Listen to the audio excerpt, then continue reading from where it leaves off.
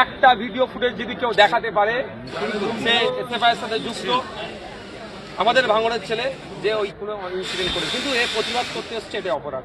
দ্বিতীয়ত সালমান নামে যে ছেলেটিকে দেখানো হচ্ছে, দায়িত্ব নিয়ে বলছি এই তিনটে জিনিস আমাকে একটা দেন। কোনো সাংবাদিক বলুক যে তাকে নিগ্রহ ওই ছেলে করেছে, বা কোনো জায়গায় সাংবাদিক নিগ্রহ হচ্ছিল ও দাঁড়িয়ে থেকে মজা নিয়েছে, বা তৃতীয় নম্বর কোনো উস্কানিমূলক বক্তব্য, দায়িত্ব নিয়ে বলছি দেখাতে পারবে না।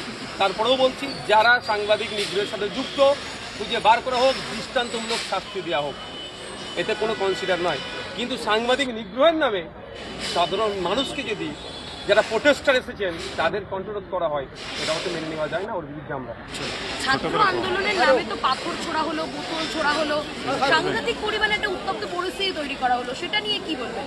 অলরেডি চিফ মিনিস্টার তো ক্লিন চিট দিয়ে দিয়েছে আন্দোলনকে, যে যারা এই অন্যায় কাজ করেছে, না তারা সিজেপির মেম্বার, না তারা নিটের পেপার লিকের সম্পর্ক নাই, আন্দোলনের সাথে তারা যুক্ত ছিল। তারা তো অলরেডি সিএম ফ্লোরে বলে দিয়েছে, এটাকে একটা একদম এস্টাবলিশ হচ্ছে যারা আন্দোলনকারী ছিল তারা শান্তিপূর্ণ আন্দোলন করতে এসেছিল, আন্দোলনের মধ্যে কিছু লোক ঢুকেই অন্যায় করেছে। তা আমি বলছি না, আমাদের ওয়েস্ট বেঙ্গলের সিএম বলছে। এই যে আফরোজ, যার বিরুদ্ধে এত অভিযোগ, সে তৃণমূল কংগ্রেসের অত্যন্ত ঘনিষ্ঠ, সে ঢুকে গেল ছাত্র আন্দোলনের মধ্যে, সে কি আদতে নিট পরীক্ষার্থী না? তো দেখুন, সবাই যে নিট পরীক্ষার্থী হতে হবে আন্দোলনে আসতে হবে, এটা তো ব্যাপার না। এটা শুধু একটা ছাত্রদের ইস্যু নয়, একটা দেশের ইস্যু হয়ে দাঁড়িয়ে চাই। গার্জেনরা বাসবে, শুভাকাঙ্ক্ষীরা বাসবে, এটা স্বাভাবিক ব্যাপার। কিন্তু প্রশ্ন হচ্ছে, যে কোনো সিঙ্গুরে যখন রাজনাথ সিং এসে মমতা ব্যানার্জিকে আন্দোলনের সহযোগিতা করছিল সিঙ্গুর থেকে শিল্প তাড়ানোর জন্য, তখন সবাই কিন্তু অনেক কৃষক ছিল, আমার আপনার মতো অনেক সাধারণ মানুষও ছিল।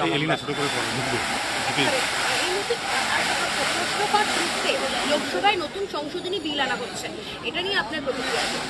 অলরেডি তো 2 বছর আগে দেশের প্রধানমন্ত্রী লোকসভার মধ্যে দাঁড়িয়ে বলেছিল নতুন বিলের প্রয়োজন নাই।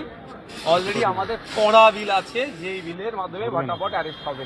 তাহলে সেটা যদি ভাষণ থাকে আজকে, তাহলে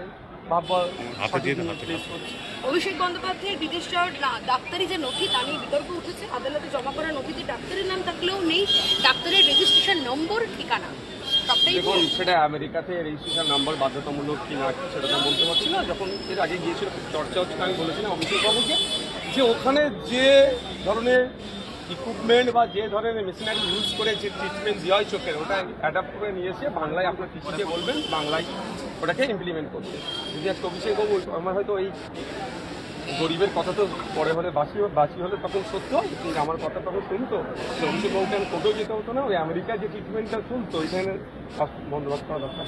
তবে তৃণমূল কংগ্রেস যে ডেটা দিচ্ছে, ও আপনি নিঘাত ধরে রাখবেন, ওখানে জাল থাকবে, ওখানে জল মেশানো থাকবে, কারণ তৃণমূল কংগ্রেস আর জল মেশানো একে অপরের পরিপূরক। এর পরিপ্রেক্ষিতে একটি প্রশ্ন, শেষ প্রশ্ন আপনার কাছে। 5 বছরে ক্যাগের যে রিপোর্ট, সেটা পেশ হয়নি। মমতা বন্দ্যোপাধ্যায়ের আমলে যা সমস্ত দুর্নীতি হয়েছে তার কি এবার সামনে আসবে? কারণ আজকে নবান্ন সভাঘরে ইতিমধ্যেই সমস্ত কিছু নিয়ে বৈঠক হয়েছে। অবশ্যই আনা দরকার। আমি ক্যাগের রিপোর্ট একটা বলছি, পুলিশের যে আদালত চত্বর পুলিশ তো 71% অত্যাধুনিক ওয়েপেন শর্টেজ আমাদের ওয়েস্ট বেঙ্গল পুলিশের কাছে, ক্যাগের রিপোর্ট বলছে। কিন্তু দুর্ভাগ্য, মমতা ব্যানার্জি বিগত 15 বছর সরকার মানুষকে জবাবদিহিতার জায়গায় রাখেনি, প্রশ্ন করলে ধরে জেলে পড়তো। আর এখন যে নতুন সরকার, সেই মমতা ব্যানার্জির যে পথে চলছে সেই পথটাকে আরও সুদৃঢ় করছে।